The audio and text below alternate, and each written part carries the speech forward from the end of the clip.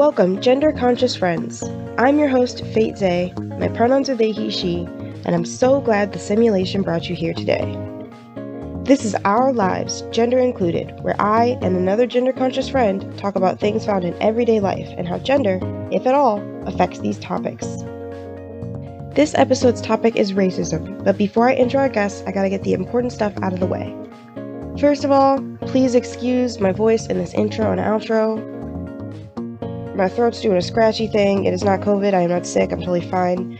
But oh my god, it hurts a lot, and I'm sorry that it has to be grating on your ears. But I recorded the interview a couple weeks back, so my voice sounds normal in that.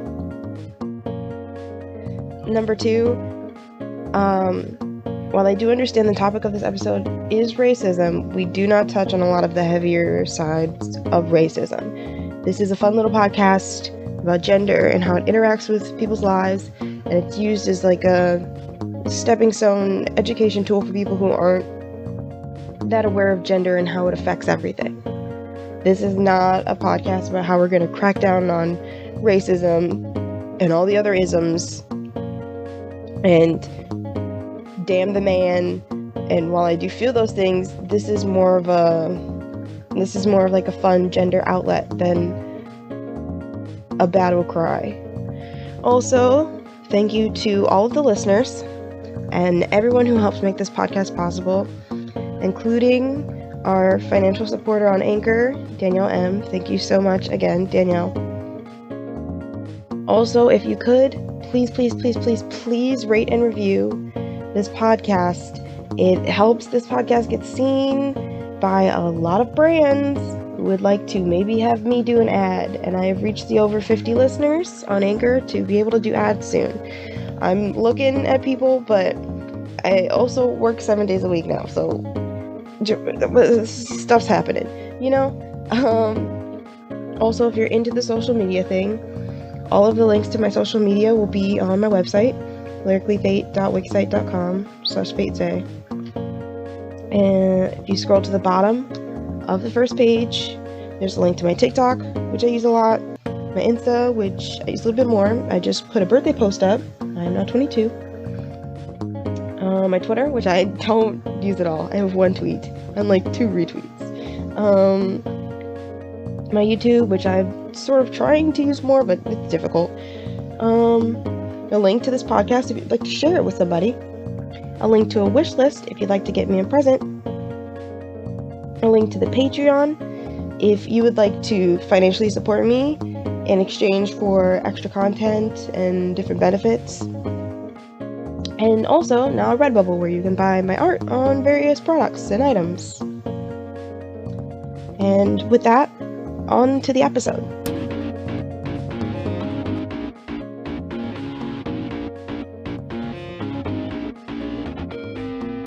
Hello. Hello. So this is our gender conscious friend, Gabe. This is Gabe, and there's nothing else to say about them. So to start off, I'm just going to have you tell us about your gender journey, kind of like how you got to where you are right now. Oh, Lord, it was chaos. So I was born a he, him. I was a he, him for like 17 years. And then I stopped. Well, I learned a bit more about it and like what it meant to be like, it's kind of just a basic journey, what it meant to be like non-binary and stuff. And I was like, you know what? He, they can't hurt, right? Mm-hmm. It doesn't. If someone calls me they, it's cool. It's fine. Exactly. And then I was like, damn. I'm like, I feel like that the system of gender in like our society throughout culture in general is like, I just don't feel like I fit into it. Like I don't think I'm made for it because I think that's part of why I didn't feel like I fit in growing up in a lot of spaces and a lot of male-dominated spaces. Mm-hmm. And I still don't feel fully complete in female-dominated spaces and stuff like that. Yeah. And I'm just like, I'm just my own thing. Because like I learned about it, I was like, I can just be my own thing. And then I don't have to really define it. I can just define it by not being defined. And then I changed my pronouns to they, them, but I still never, ever, ever correct anybody, right? Yep. Because I am passive Mm-hmm.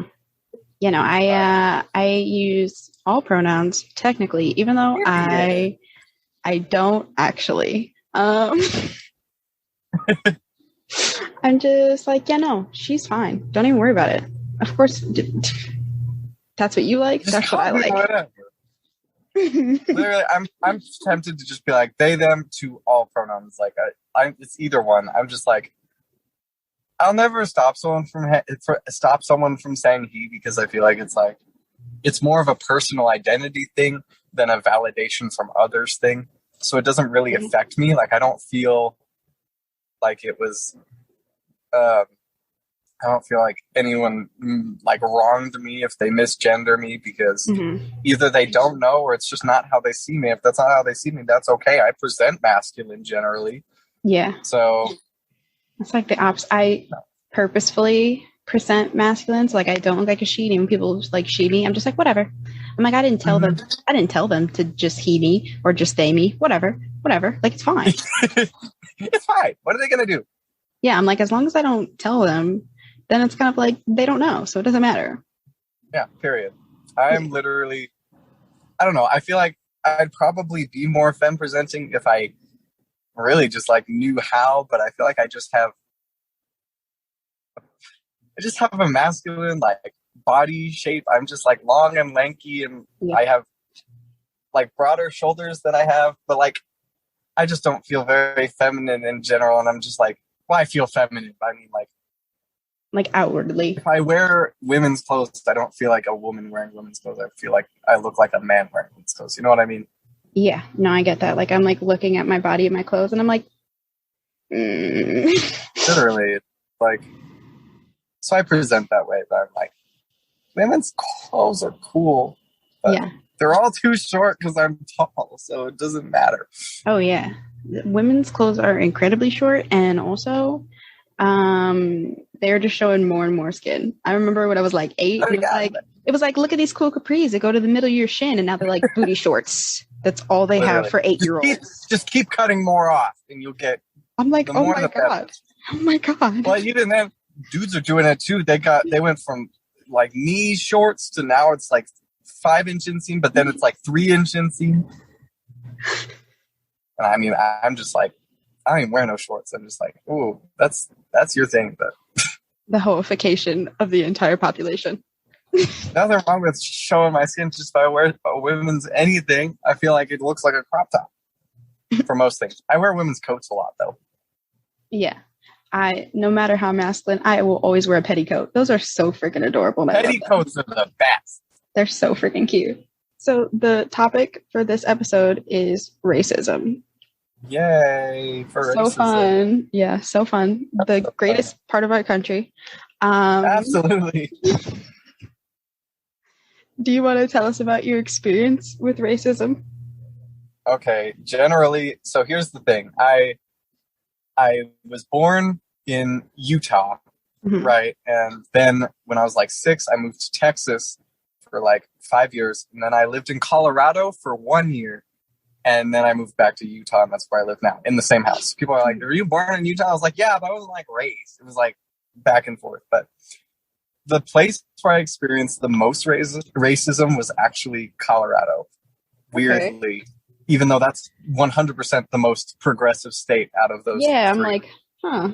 But the thing is, when I lived in Colorado, I lived like on a mountain. Like I was in the mountains. Like you had to walk 2 miles to get to your neighbor. Like it was far, in the middle of nowhere. And it was a super, super small school. I think I was in 7th grade at the time, which doesn't help anything. Oh no. And literally the only person of color in that whole damn school. Like there might have been an Asian person. I can't even remember. It was that. And that was where I really became aware of like racism and how it affects me, because I feel like I'd experienced it before, but I hadn't really internalized it. And I was like, damn, people really be just like that. Yeah.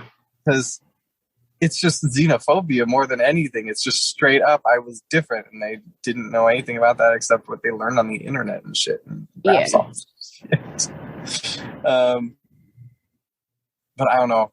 Texas was actually very cool about it because they're diverse. Texas has a lot of because I was in northern Texas. I was in kind of Texas. It was like up in the cities and stuff. Of course, still conservative, but there's black people. Yeah.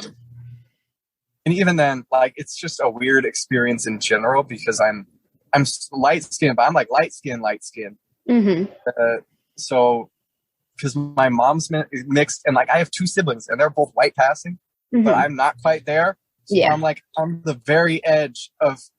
It's been like a huge thing in my personal identity, trying to figure out what it means. If I can call myself black, or if I can like hear like what is going on. And then I've realized that like the only people that have ever told me that I'm not black are white people. Like, black people are always the one that are accepting of that kind of thing. That's just how it has always been. I realized I was like, fuck it. I'm black. I don't give a shit. Yeah. But that's the general lowdown of it.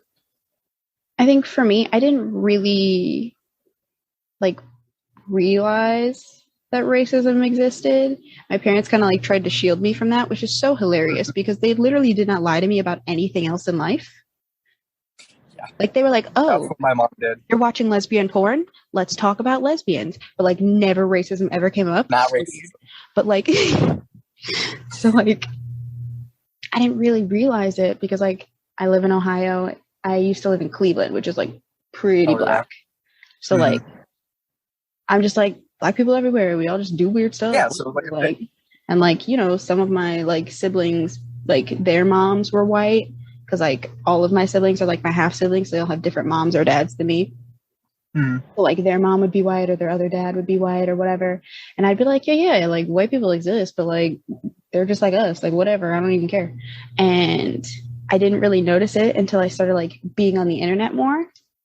And, I was one of those kit girlies. So I would just be like messaging random people from Omegle and they would be like, "Ooh, let me see a picture of you." And they would send me a picture. And one time this girl said, "Actually, I don't like black girls."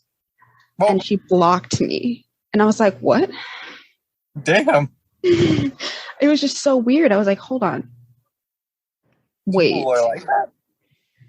And then like it happened a couple more times, but like not as like blunt, like they were like trying to be like, "Oh yeah, no, like I like people with like straight hair." But like, "Well, my hair's straight." They're like, "Well, naturally straight." And then they like say things and I'd be like, "Okay, I'm thinking this is the same thing." I only like boys that have long fluffy hair. And like, and they're like, "I have fluffy hair," and they're like, "That's not what I meant. I meant not like that kind. Not that kind." So like I'm like, I have the most literally fluffy hair you've ever seen. Yes. Oh, okay. And they're like, "No, I want like, I don't know, who's the person with like Timothy Chalamet's hair." Oh my Love God, Timothy Chalamet, but that's my example. The examples kill me. I also like after like I had been like on Kick for a while, China and McClain started getting famous. And this is how you know that like a bunch of white people had never ever seen another black person, because every single white person I had ever talked to would be like, "You look just like China and McClain." No, I don't. I was a black femme presenting person with my hair flat ironed. I did not look like China and McClain in the slightest. I this is actually really funny. I've been compared to the whole goddamn spectrum of people. I literally, because about a week ago, my coworker made a video where it was one of those things where they play one of the gay songs and they're like, "Finding out if my coworker is gay," and I was like half asleep. I didn't respond, but everyone, it like went viral for some reason, like it was everywhere. And then the comments, one of them said I looked like Ross Lynch, and I was like, "What? Have you seen him?" Oh man.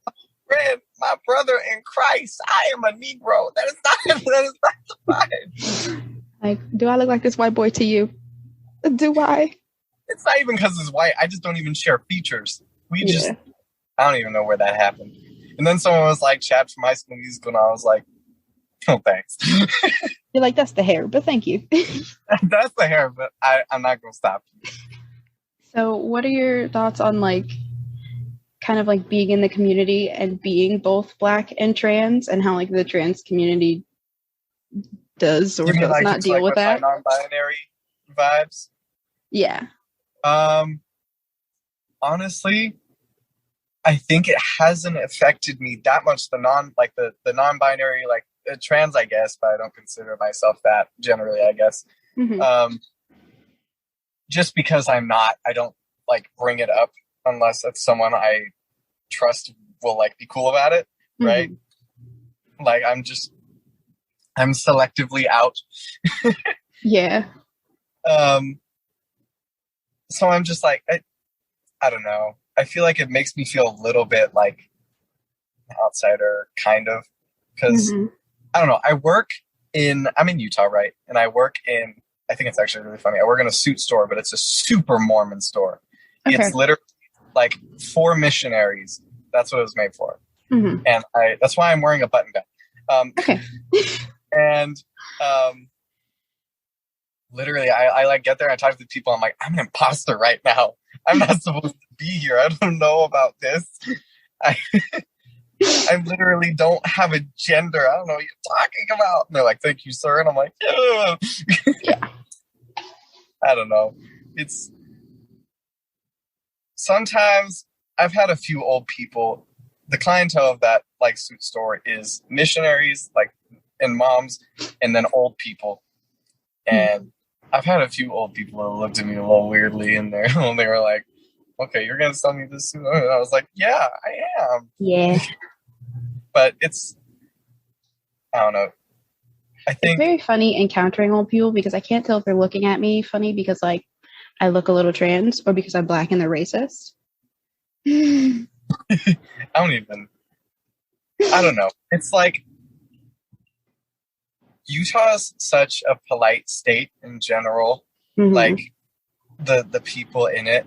So I feel like most of the times that I've felt like racism things have happened against me, it's mostly microaggression type things. Yeah. And it's like, it's all the little things. And maybe it's the part of Utah I'm in. I'm not, if you were in southern Utah, like that's more like deserty and stuff.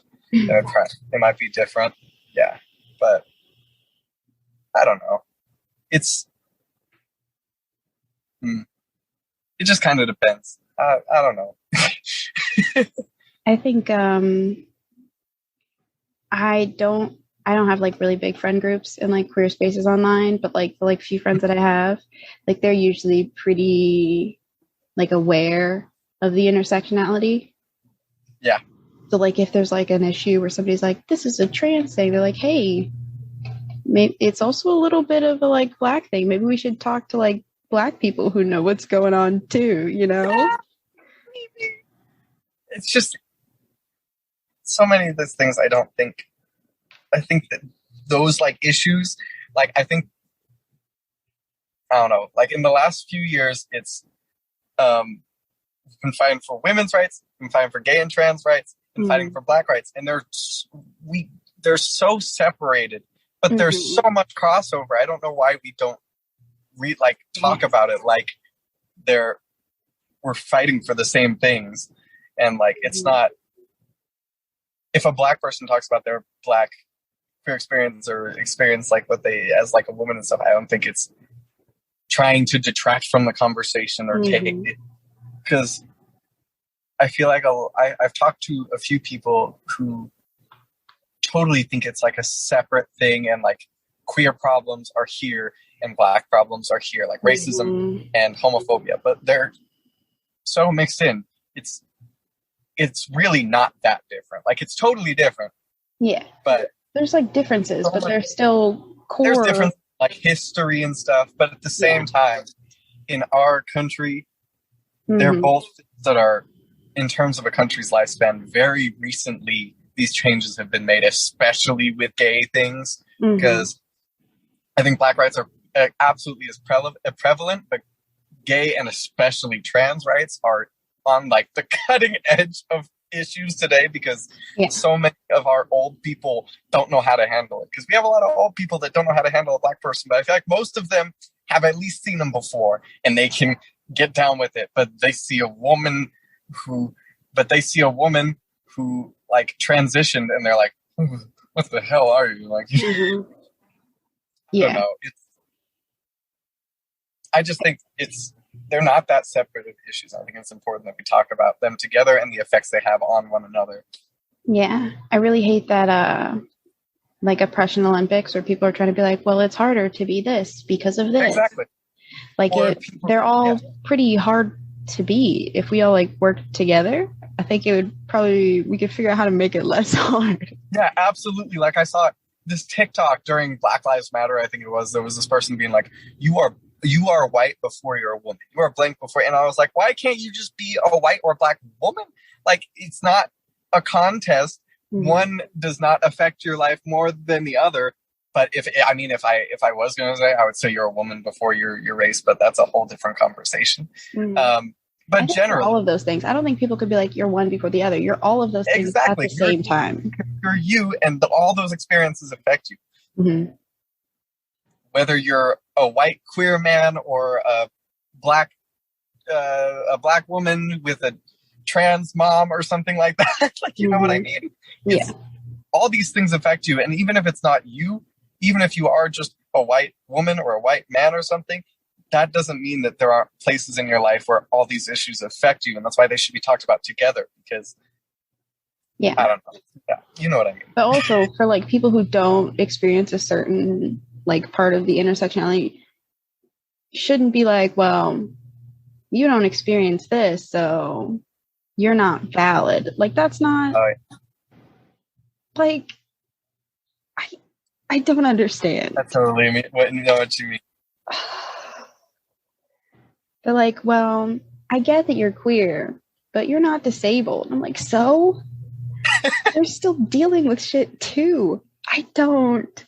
Like, it's not a competition, and we don't have we don't have a limited pool of activism that we're distributing among.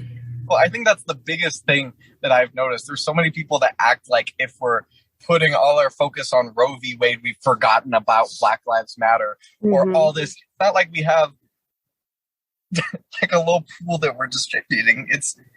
We can just care about all these things as they come. Yeah. I don't know.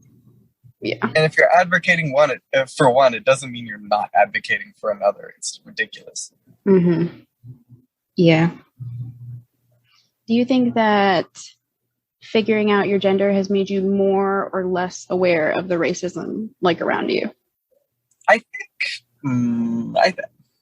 think I see it in a different context, because I think discovering that is maybe like think about it with the perspective of like, I'm not just a black man, I'm a fruity black person. Like, it's I think, and then that's brought the conversation to my head of what the difference is like. It could be like for a black woman or a black, like all this, it really just cemented realizing that all of these angles are very real and valid, and it's not just, I don't know, because I've lived my whole life being like, I'm a black man in America and all these issues, but now I'm like, black people are fucking going through it in different ways. They get us in all sorts of ways. Shit's crazy.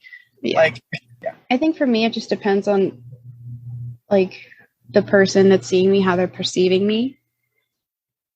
Like, if they're perceiving me as just like either I look like a little dude or I look like a freaking lesbian.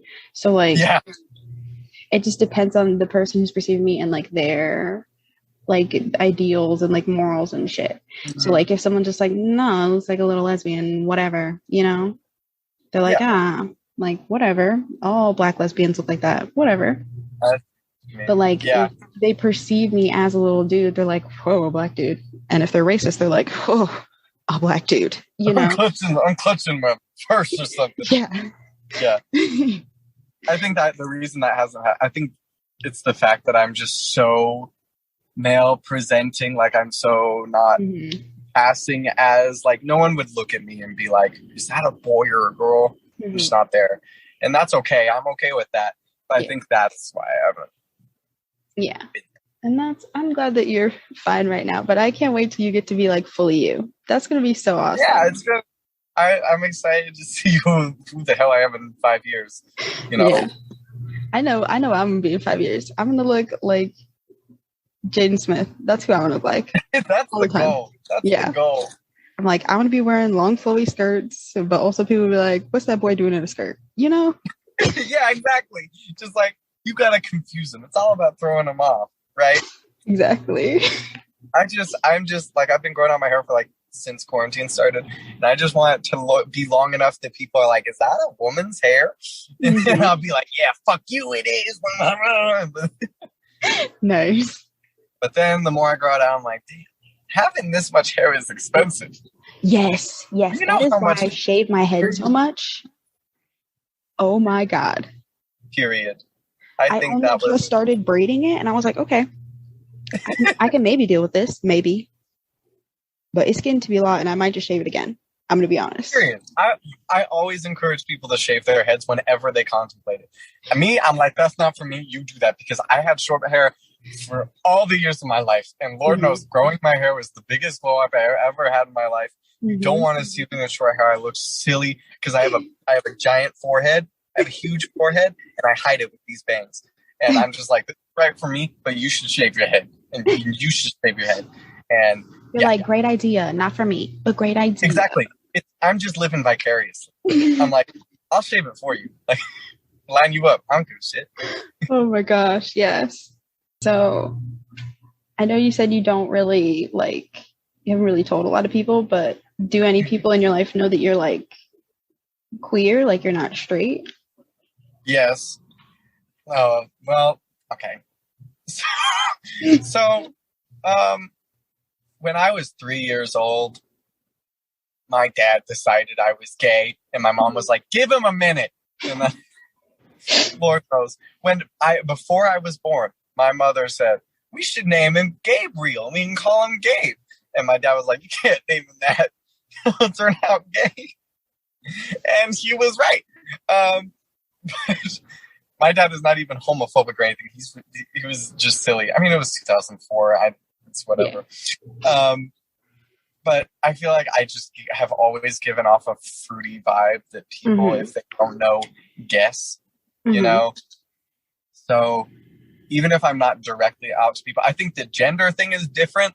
But the people that know about, like, what it means to be non-binary and stuff like that, they are never surprised when I say that I'm a they, them or something. Like, oh, okay, you look like it, or something like that. Like, I think generally people can tell I'm fruity. And I'm okay with that. Yeah, I would rather come off as fruity. Because it's about the code switching, man. Code switching is the greatest skill that a queer Black person can have in their life. That is my favorite. I love whenever it's like an older family member's birthday and I have to like cosplay as a lady. I'm like, oh yeah, fluffing out my little afro, and I got on a blouse, and I'm just like, I'm literally like, I have to go to work every day. I'm like, I'm gonna put on a suit and put on my manly voice, like. Unless a mom's there, and if a mom's there, then I turn on the gay voice, because moms trust gay people when it comes to clothes. Gotta talk to customers, have to like up the octave, like, oh my god, thank you so much. 100%. Oh my god, this is Gabe. How can I help you?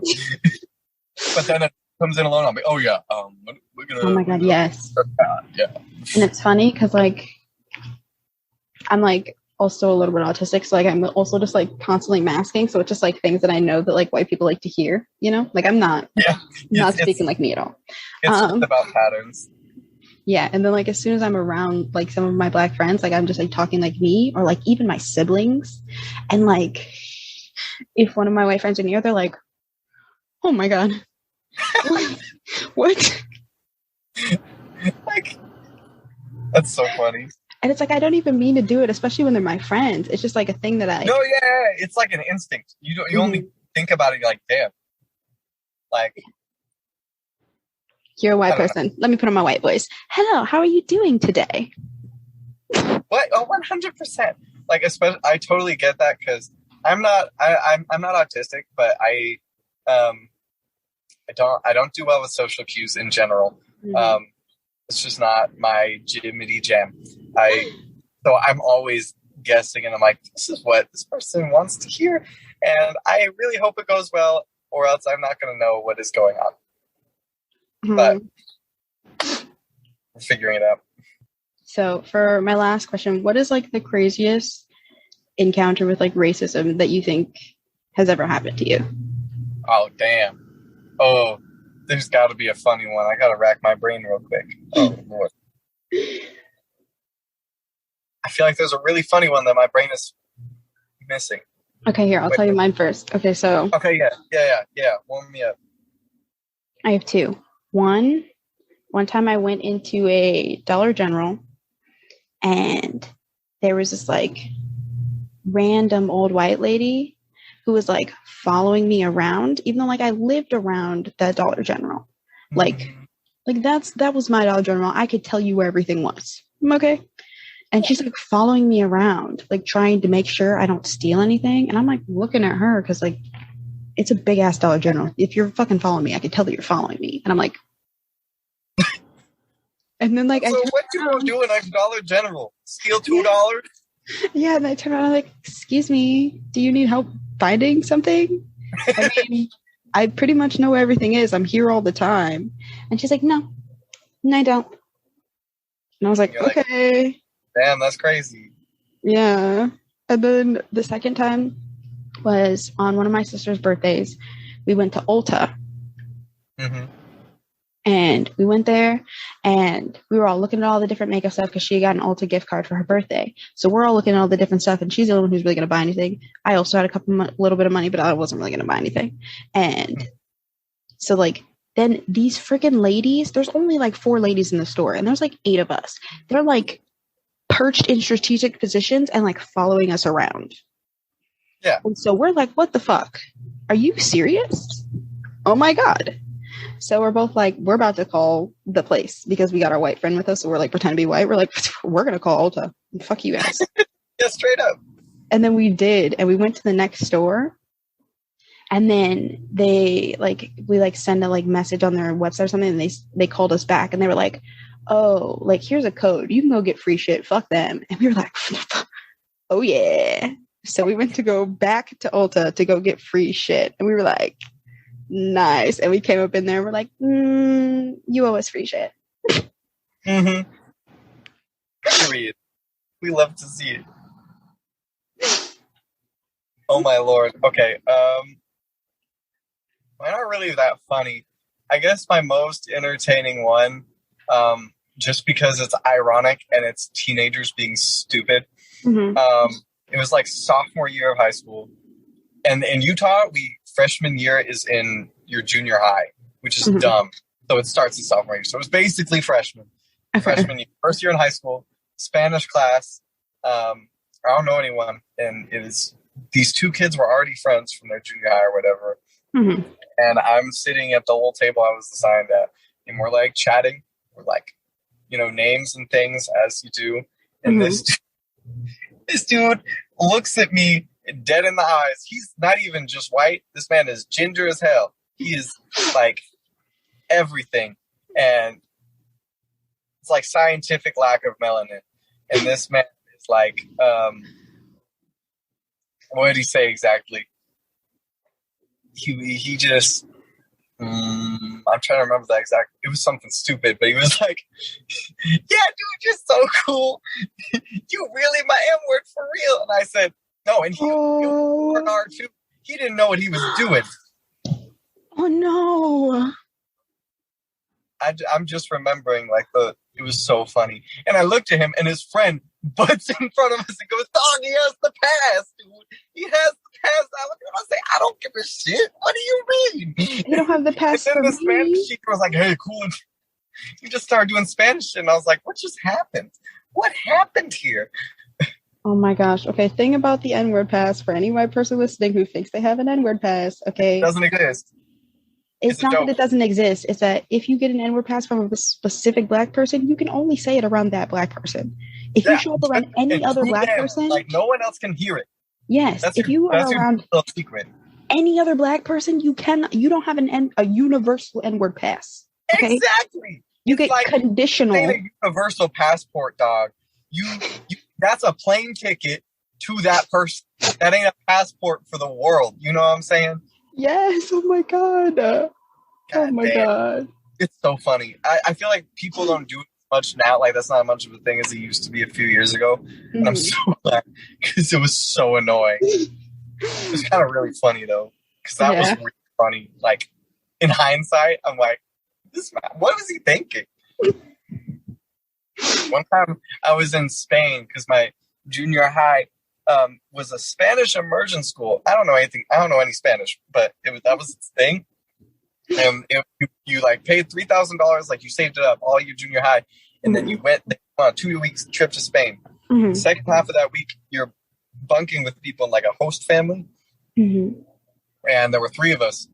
And one of them I knew, one of them was just like some dude, and he's sitting there, he's listening to rap. He goes on the phone with like one of his friends in the middle of us like walking back to our host family. And he just like in the middle of the conversation just says the N-word. He looks at me and goes, "Sorry, dude, I said the N-word in front of Gabe." And I was like, why are you saying sorry? I was like, sorry you said it in front of me. You should have, just say it behind closed doors. It's so much better. Okay. Yeah, like, was he even sorry? He like straight dead-eyed you and then was like, sorry. He thought he's one of them white people that just thought he was black because he listened to fucking Lil Uzi Vert. Oh, God. Or one of those white people who think they're black just because of where they grew up. No, 100%. Except he fucking suburban Utah. He ain't got shit to say. I ain't want no one in Utah in within 20 miles of me saying they are fucking hood. Like, at least not black hood. They can be like trailer park hood. But. Okay, so before we go, I have 2 queer themed games for you. Okay, so the first game is, would you give them a queer happy ending? So when you sent in your application, you sent in 5 TV shows that you love to watch. And so I picked one character from 2 different TV shows, and I'm going to ask you if each one deserves their own queer happy ending. Oh, I don't even remember what I put. Oh, shoot. I'm going to tell you, don't worry. I don't even watch TV like that, really. Like, I'm so bad with TV. Okay, I'll try it. All right, let's do it. Okay. Let's do it. Okay, so the first one is Robin from How I Met Your Mother. Does she deserve a queer happy ending? Yes. You're goddamn right she does. You are goddamn right she does. That was easy. What would her queer happy ending be? Her and Lily. 100%. Lily was like crazy for her. You know what's gonna happen? She was a little Marshall dies. Lily's sad. And then Lily and Robin fall in. Ted dies too. And then Lily and Robin fall in love like they were always meant to. Okay. 100%. Okay. And then the second one is Paul from New Girl. Paul? Yes. Was that the main guy? No, Paul is one of the teachers that Jess dates for a little bit, and like they're basically the same person, but she breaks up with him because like she's in love with Nick? Yeah. Oh yeah. I'd give him the queer happy ending. He deserved it. He got sidelined. Yeah. What would his queer happy ending be? A DILF. That's fair. I think he deserves that. He deserves one. Okay, and for our second game, it's how would you make this movie queer? So the first movie is Tall Girl. How to make Tall Girl queer? Yes. Dude, Tall Girl finds a short girl, and it's unlikely. And then the tall girl has back problems from kissing the short girl, and it's adorable. She like picks her up. Is that where the milk crate comes in? Yeah, 100%. 100%. I hated that fucking milk crate. Oh god. Oh my lord. Tall Girl was a fever dream of a movie. It was. I would watch it again. It was hilarious. I can't. Bad movies are so fun. I like to watch other people watch that movie. I can never watch it again. No, I feel like it was so long, dude. I don't know if I could finish it again. I could definitely start it again. Okay, and then the second movie is Encanto. How to make Encanto queer? Mm-hmm. I would change the base storyline So Felix is actually is married to Mirabelle's dad because we got queer bait at the beginning, and I feel like that would be meant to be. There can be like someone can fill in that space, but I feel like those two deserved each other. Yeah, so they just have different. Do they have different parents? Or are you saying that they still had those kids and then they broke up with the Madrigals to be together? Yes, I would love it. The sequel, the family drama is crazy because they fall out of love, but then those two fall in love. Yeah. And then their kid has powers. Everyone's like, how does that happen? Did you see? That's different, but I don't know. Did you see the behind the scenes clip for Mirabelle and the two dads? No. There was a behind the scenes clip where it was like everybody's out in the town, like doing their like superpower special thing for the town. And so the two dads and Mirabelle are at the house cleaning up. And they're both like being two great little like dad and uncle trying to like cheer her up, but it's just so cute. And I'm like, so cute. I'm like, those two deserve to be in love. Exactly. Exactly. Okay, so 100%. Thank you so much for joining me. Thank you for having me. It was so much fun. Do you have anything that you want to promote? Promote? TikTok and Instagram. Oh, I have a TikTok. My TikTok is, I think it's Gaby_boy with an I. Okay. And then my Instagram is just Gabe Root. That's my name. And I think that's all. Yeah. Okay. Well, thank you so much again. Thank you for having me. Appreciate Bye. it. Bye.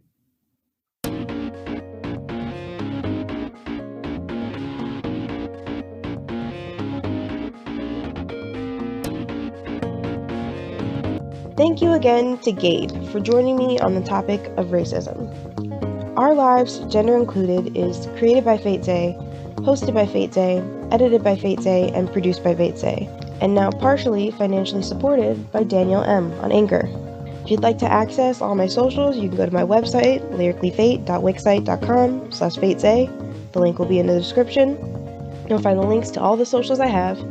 And if you click the support page, you can support me financially via a one-time donation on my PayPal, Cash App, or Venmo. Or you can subscribe to Anchor to just support this podcast, or subscribe to my Patreon at the various tiers I offer for different benefits. And now, you can even buy some of my art off of various products at Redbubble. Thank you so much for listening, and I hope you have a great rest of your day in the simulation.